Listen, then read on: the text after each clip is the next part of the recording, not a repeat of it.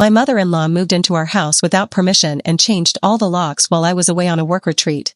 I'm 31F and my husband is 33M. His name is Colin and we've been married for 4 years, together for 7 total. We own a house together in a nice neighborhood about 20 minutes from where Colin grew up. His mother Denise is 61 and she's always been a bit much, but nothing prepared me for what she just did. I work in pharmaceutical sales and last month I had a mandatory 3-day training retreat in Phoenix. It was Wednesday through Friday and I flew out Tuesday night. Colin stayed home because he had meetings he couldn't reschedule. He works in IT management for a logistics company. Before I left, everything was normal. Colin and I had dinner together Monday night. We talked about my trip. He said he'd probably order takeout while I was gone and catch up on some projects around the house. Denise hadn't been mentioned in weeks. I landed in Phoenix late Tuesday and texted Colin that I got to the hotel safely. He responded right away saying he loved me and to have a good training. Everything seemed fine. Wednesday and Thursday were packed with sessions and workshops. I barely had time to check my phone. Colin texted me a few times with updates about work and asking how the training was going. Nothing seemed off. Friday morning I was in the last session when my phone started buzzing constantly. I had it on silent but I could see notifications piling up. I stepped out during a break and saw I had 7 missed calls from Colin and a bunch of texts that just said call me now and this is an emergency. I called him immediately and he sounded panicked. He said his mother had shown up at our house Thursday morning with a moving truck. She told him she was moving in because her apartment lease was ending and she couldn't afford to renew it. She said Colin had told her she could stay with us. I asked Colin what he meant she was moving in. He said she'd brought furniture, boxes, everything. She'd taken over our guest room and was unpacking like she lived there. He said he told her she couldn't just move in without asking me first, that we needed to discuss it as a couple. Denise apparently started crying and saying Colin was abandoning her, that she was his mother and he should take care of her, that she had nowhere else to go. Colin said he felt terrible and didn't know what to do. He told her she could stay for a few days until we figured something out, but that was it. I was furious. I told Colin she needed to leave, that this wasn't a discussion. She couldn't just move into our house without both of us agreeing. He said he knew, but she was already settled in and he didn't want to throw his mother out on the street. I told him I'd deal with it when I got home and hung up. I was shaking. I couldn't believe Denise would do something like this, and I couldn't believe Colin had let her. My flight home was Friday evening. I landed around 8 p.m. and drove straight home. When I pulled into the driveway, I noticed the porch light was different. It was one of those motion sensor lights, and we'd never had one of those. I walked up to the front door and tried to unlock it with my key, but it didn't work. I tried again thinking maybe I was using the wrong key, but none of my keys fit. Someone had changed the locks. I rang the doorbell and Denise answered. She was wearing an apron and smiling like nothing was wrong. She said, "Oh good, you're home," and tried to hug me. I stepped back and asked her why my key didn't work. She said she'd had the locks changed for security reasons, that our old locks were too easy to pick and she wanted to make sure the house was safe. She handed me a new key like this was completely normal. I asked her where Colin was and she said he was upstairs showering. I walked past her into my own house and it looked different. She'd rearranged the living room furniture. There were new throw pillows on the couch, different curtains on the windows. She'd put up family photos I'd never seen before, pictures of Colin as a kid and Denise and her late husband. I went upstairs and found Colin in our bedroom. I asked him what the hell was going on, why Denise had changed the locks and rearranged our house. He looked exhausted. He said his mom had called a locksmith Thursday afternoon and he didn't realize what she was doing until it was done. I asked why he didn't stop her or call me. He said he tried to talk to her but she insisted it was for our safety, that she was just trying to help. He said he didn't want to cause a scene. I told Colin this was insane, that Denise had taken over our house in 2 days, that she'd changed our locks without permission, that this couldn't continue. He agreed but said we needed to handle it carefully because his mom was fragile right now. I went back downstairs and Denise was in the kitchen cooking dinner. She'd made pot roast and was setting the table for 3. She told me dinner would be ready in 10 minutes and asked if I wanted to freshen up first. I told her very clearly that she couldn't stay here, that she needed to find somewhere else to live, that Colin and I hadn't agreed to this arrangement. She started crying immediately, saying I was cruel, that she'd raised Colin by herself after his father died and this was how he repaid her. She said her lease had ended and she couldn't afford the rent increase, that she'd asked Colin weeks ago if she could stay with us temporarily and he'd said yes. I looked at Colin who had come downstairs and he looked guilty. He admitted he'd told her she could maybe stay for a week or 2 if she really needed to, but he never confirmed anything. Denise said she'd taken that as a yes and made arrangements. She'd given notice at her apartment, hired movers, packed everything. She said she had nowhere else to go and couldn't afford a hotel. I asked her about other family, friends, anyone else she could stay with. She said she didn't have anyone. Her sister lived in Oregon and they weren't close. Her friends were all in similar financial situations. Colin pulled me aside and asked if we could just let her stay for a month while she figured things out. He said he'd help her look for apartments and save up for a deposit. I said absolutely not, that a month would turn into 6 months would turn into permanent. We argued in the hallway while Denise set the table and pretended like everything was fine. Colin kept saying she was his mother and we couldn't just abandon her. I kept saying she'd manipulated this entire situation and was taking advantage of us. Finally, I told Colin he had until Sunday to get his mother out of our house or I was leaving. He looked shocked. He said I was being unreasonable. I said I was being clear about my boundaries. I didn't eat the dinner Denise made. I went upstairs and locked myself in our bedroom. I could hear them eating and talking downstairs like it was a normal family dinner. I wanted to scream. That night Colin slept on the couch. I told him he could come back to our bed when his mother was gone. He said I was punishing him for trying to help his family. I said he'd made a unilateral decision that affected both of us and I wasn't okay with it. Saturday morning I woke up and Denise had made breakfast, pancakes, and bacon. She'd set out orange juice and coffee. She knocked on the bedroom door and told me food was ready. I came down and told her again that she needed to leave. She said she understood I was upset but she just needed a little time, maybe 2 or 3 months, just until she got back on her feet. I said no, that she had until tomorrow. She started crying again and Colin jumped in saying I was being heartless, that his mother had nowhere to go. I said that wasn't my problem, that Denise had created this situation by moving in without a clear agreement. Denise then said she'd already changed her mailing address to our house. She'd updated her information with Social Security and her doctors. She said it would be complicated to undo all of that. I realized she'd planned this whole thing. She'd never intended for it to be temporary. I told Colin I was going to stay at a hotel until this was resolved and I left. I packed a bag and drove to a Holiday Inn near the airport. Colin called me 6 times that afternoon. I didn't answer. He finally texted saying we needed to talk, that we couldn't solve this if I wasn't there. I texted back saying there was nothing to solve. His mother needed to leave and he needed to make that happen. I stayed at the hotel Saturday and Sunday. Colin kept texting asking me to come home, saying his mom agreed to start looking for places. I said that wasn't good enough. She needed to actually leave. Sunday evening Colin called and said Denise had agreed to move out by the end of the month if we let her stay until then. I said no, that she'd already proven she couldn't be trusted to keep her word. He started crying on the phone saying he was stuck between his wife and his mother, that he didn't know what to do. I told him his mother was a grown woman who'd created this mess and he needed to stop enabling her. I went home Sunday night because I wasn't going to pay for another night in a hotel for a problem that wasn't mine. When I got there Denise was watching TV in the living room in her pajamas like she owned the place. I told her she had 24 hours to be out or I was calling the police and having her removed for trespassing. She laughed and said I couldn't do that Colin had invited her and she was family. I called a lawyer friend of mine Monday morning. Her name is Simone. She does real estate law. I explained the situation and she said because Denise had been there less than a week and wasn't paying rent she likely didn't have tenant rights yet, that we could ask her to leave and if she refused we could call the police. She also said the fact that Denise had changed the locks without our permission was a huge problem, that technically she'd tampered with our property. Simone said I should document everything and be prepared to take legal action if necessary. I went home Monday afternoon with a formal written notice that Simone had helped me draft. It said Denise had 48 hours to vacate the property or we would pursue legal action. I gave it to her in front of Colin. Denise read it and started screaming that I was a horrible person, that I was tearing her family apart, that Colin should divorce me. Colin didn't defend me. He just stood there looking miserable. That's where things are now. The 48 hours are up tomorrow and Denise is still here. She's made no effort to pack or look for somewhere to go. Colin has been sleeping in the guest room with his mother, which is bizarre and uncomfortable. I don't know what to do. I love Colin but I can't live like this. His mother has completely taken over our house and our lives and he won't stand up to her. I'm not sure our marriage can survive this. Update 3 weeks later.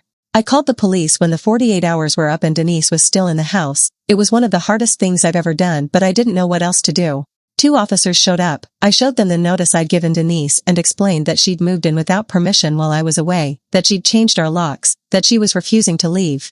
The officers talked to Denise and she told them Colin had invited her. They asked Colin directly if that was true and he hesitated. He said he'd told her she might be able to stay for a few days but it was never definite.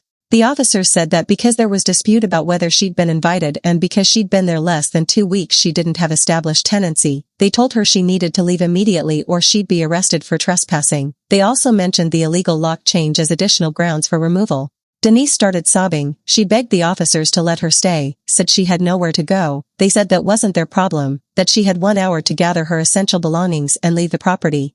Colin was crying too. He kept apologizing to his mom, saying he'd help her figure something out. She screamed at him that he was choosing me over his own mother, that she'd never forgive him. She packed a suitcase and left in an Uber. The officers waited to make sure she actually went. Before she got in the car, she turned to me and said I'd regret this, that I'd destroyed her relationship with her son. After she left, Colin and I had the biggest fight we've ever had. He said I'd humiliated his mother, that calling the police was cruel and unnecessary. I said she'd left me no choice, that she'd invaded our home and refused to leave. He said family helps family, that his mom had been struggling and we could have worked something out. I said she hadn't been honest about her intentions, that she'd manipulated the situation from the start. We barely spoke for a week. Colin moved into the guest room permanently. He said he needed space to think about whether he wanted to stay married to someone who could do what I did. I told him that was fine, that I needed to think about whether I wanted to stay married to someone who wouldn't defend his wife or his marriage. During that week, Denise called Colin constantly. He'd go outside to take the calls and I could hear him through the window reassuring her, telling her he was sorry, that he was working on fixing things. I found out through Colin's sister Emma that Denise had been staying at a motel but couldn't afford to stay there long term. Emma said Denise was telling everyone in the family that I'd kicked her out with nowhere to go, that I was abusive and controlling. Emma actually called me to get my side of the story. I explained everything, the moving in without permission, the changed locks, the refusal to leave. Emma said she'd suspected Denise was exaggerating, that their mother had a history of dramatizing situations. Emma told me something I didn't know. Apparently Denise's lease hadn't actually ended. She'd broken it early because she wanted to move in with us. She'd told Emma weeks ago that she was tired of living alone and wanted to be closer to Colin. So the whole thing about having nowhere to go was a lie. She'd manufactured this crisis to force her way into our house. When I told Colin what Emma had said, he didn't believe me at first. He called his sister and she confirmed it. He was devastated. I could see it on his face, the realization that his mother had lied and manipulated both of us. He called Denise and confronted her. I could hear her making excuses, saying she'd been lonely, that she just wanted to be near her son. Colin told her she'd destroyed his trust and he needed time away from her. She started crying and he hung up. That was 2 weeks ago and they haven't spoken since. Things between Colin and me are slowly getting better. He apologized for not believing me, for not setting boundaries with his mother sooner. He said he'd been so afraid of disappointing her that he'd let her run over both of us. We started couples counseling last week. The therapist is helping us work through the resentment and betrayal. Colin's realizing that his mother has been controlling and manipulative for most of his life and he just accepted it as normal. Denise is living in a 1-bedroom apartment now. Emma helped her find it and co-signed the lease. She's been texting Colin trying to apologize, but he's not ready to talk to her yet. She sent me a long email 2 days ago saying she was sorry, that she'd made a mistake, that she missed Colin and wanted to make things right. I didn't respond. I don't think I'll ever fully forgive her for what she did. The house feels like ours again. We had the locks changed again just to be safe. I threw out all the stuff Denise had brought, the throw pillows, the curtains, the photos. Colin helped me and didn't argue. We're working on rebuilding trust. It's hard. There are days I'm still angry that Colin let it get that far, that he didn't shut it down the moment his mother showed up with a moving truck. But I also see that he's trying. He's setting boundaries with Denise for the first time in his life. He told her she's not allowed to visit without both of us agreeing first, that she can't just show up or make demands. His family has been split on this situation. Some of them think I was too harsh, that I should have been more understanding. Others like Emma think I did the right thing, that Denise needed to face consequences. Colin's aunt called me last week and said I was cruel for involving the police, that Denise's family and I should have handled it privately. I told her I'd tried that and Denise refused to listen. The aunt hasn't called back. Work has been a good distraction. I got put on a new product launch and it's keeping me busy. My manager noticed I seemed stressed and checked in. I gave her a vague explanation about family issues. She was understanding. Financially we're fine. Denise didn't contribute anything while she was here, so there's no money issue. Emotionally though, we're still recovering. Colin feels guilty and I feel violated that someone invaded my home. The counselor says it's going to take time, that we both have work to do. Colin needs to learn to set healthy boundaries with his mother and I need to let go of some of the anger I'm carrying. I'm trying. Some days are easier than others. Yesterday I came home and Colin had made dinner and cleaned the whole house. He'd bought flowers and put them on the table. It was his way of showing he's committed to us. We sat and talked for hours, really talked, about what we want our marriage to look like, about how we handle family going forward, about what our boundaries are. We agreed that Denise won't be allowed to stay at our house again, not for a visit, not for a holiday, not for anything. If she wants to see Colin, it has to be in public or at her place. We also agreed that any major decisions about family or the house have to be mutual, that neither of us can unilaterally invite someone to stay or make changes without the other agreeing. It feels like we're starting over in some ways, building a new foundation based on clearer communication and stronger boundaries. Final update 4 months later. Colin and I are doing better, not perfect but better. Counseling has helped a lot. We've been going every other week and we're learning how to communicate without letting things build up. The biggest change is Colin's relationship with Denise. He's still not talking to her regularly. Maybe once every 2 weeks he'll take a call from her, but he keeps it short. He doesn't visit her and he hasn't invited her to our house. Denise has been trying. She sends cards and little gifts. She texted me on my birthday last month. I didn't respond, but Colin said she's been asking about me, wanting to know if I'll ever forgive her. Honestly, I don't know if I will. What she did was such a violation. She moved into my house, changed my locks, rearranged my furniture, all while I was away. She tried to take over my life and my marriage. Colin understands now. He said multiple times that he's ashamed he didn't see it sooner, that he let his guilt and sense of obligation blind him to how toxic his mother's behavior was. His therapist, he's seeing someone individually too, has diagnosed Denise with some narcissistic tendencies. Apparently a lot of her behavior over the years fits the pattern, the guilt trips, the manufactured crises, the way she'd play victim whenever Colin tried to set boundaries. Colin's been reading books about narcissistic parents and he keeps pointing things out to me, stories from his childhood that he used to think were normal but now realizes were manipulative. It's been eye-opening for him. Emma has been great through all of this. She's become a real ally. She told Colin that she'd dealt with similar stuff from Denise growing up and had to distance herself. That's why she lives 3 states away. Emma said she tried to warn Colin years ago but he wasn't ready to hear it, that he'd always been Denise's favorite and got the worst of her controlling behavior. Denise apparently tells Emma that she doesn't understand why Colin is freezing her out, that all she did was try to help. Emma has stopped trying to explain it to her. She says their mother will never take accountability. Colin's relationship with the rest of his family has gotten complicated. His aunt who called me cruel stopped inviting us to family events. Colin's cousin sided with Denise and sent him a nasty text about abandoning family. But Colin's uncle reached out and apologized for not saying something sooner. He said he'd watched Denise manipulate Colin for years and felt guilty for not speaking up. He and Colin have been meeting for coffee every few weeks. Work has been good. I got recognition for the product launch I worked on. My boss said she's recommending me for a promotion. It's nice to have something positive happening. Colin got a new position at his company too. More responsibility but better pay. We've been talking about what we want to do with the extra money. Maybe a vacation. Maybe start saving for a bigger house eventually. We're not talking about kids yet. The counselor suggested we wait until we're on more solid ground, that bringing a child into things right now would add stress we're not ready for. We both agreed. I think about what would have happened if I hadn't gone to that work retreat. If I'd been home when Denise showed up, would Colin have let her move in anyway? Would I have been able to stop it? I'll never know. Part of me is glad it happened the way it did because it forced everything into the open. Colin couldn't hide behind his guilt or his obligation. He had to choose between enabling his mother and protecting his marriage. He chose the marriage and I'm grateful for that, even though it took calling the police and a huge fight to get there. Some of my friends think I should have left Colin over this, that the fact he let it happen at all is unforgivable. Maybe they're right. I thought about it. But I see him trying every day. I see him working in therapy, setting boundaries, standing up to his mother even when it's hard. That counts for something. Denise sent me another email last week. She said she's been in therapy too, that she's working on herself, that she hopes one day I can forgive her. I still haven't responded. Colin asked if I'd be willing to do a joint session with Denise and our therapist eventually. Not now, but maybe in 6 months or a year. I said maybe. I'm not committing to anything. The house feels like ours again. We repainted the guest room where Denise stayed. New color, new bedding. We wanted to erase any trace of her being there. We had friends over for the first time since everything happened. It felt good to have people in our space who were invited and wanted to share our home on our terms.